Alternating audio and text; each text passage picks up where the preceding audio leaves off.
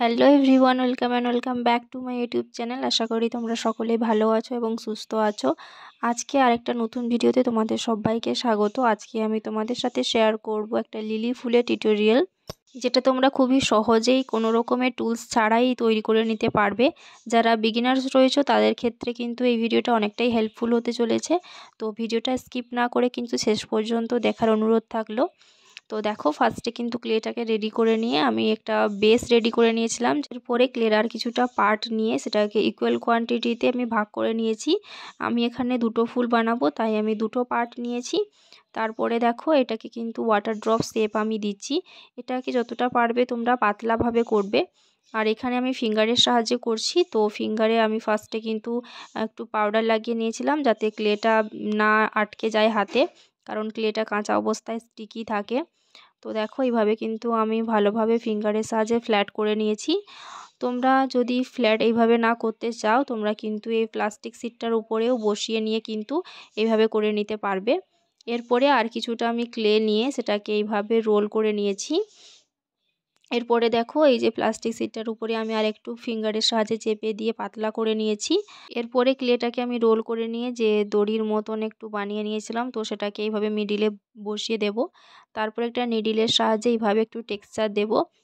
এরপরে এটাকে দু সাইড থেকে এইভাবে ফোল্ড করব। তোমরা একটু ভালোভাবে লক্ষ্য করো কিভাবে করছি। এটা কিন্তু বানানো খুবই ইজি, তোমরা একটু দেখলেই বুঝতে পারবে। তো এই যে দেখো, এইভাবে ফোল্ড করে নিয়েছি এবং শেষের অংশটাকে একটু ভালোভাবে চেপে দিয়েছি, যাতে ভালোভাবে এটা সেট হয়ে যায়। এরপরে যে উপরের পাপড়ির মতন অংশটা রয়েছে সেটাকে এইভাবে ফিঙ্গারের সাহায্যে এইভাবে সেট করে দিয়েছি, যাতে একটু রিয়েলিস্টিক লুকটা আসে। তো আমার এটা কমপ্লিট হয়ে গেছে। এবারে আমি বেসটার উপরে বসিয়ে দেব।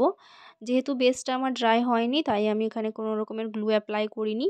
তো তোমাদের যদি বেসটা ড্রাই হয়ে গিয়ে থাকে, তোমরা একটু গ্লু অ্যাপ্লাই করে কিন্তু এটা বসিয়ে দেবে। তোমাদের সুবিধার জন্য আমি কিন্তু আরও একটা তোমাদের সাথে করে দেখালাম। তোমরা ভালোভাবে দেখো কিভাবে আমি করছি।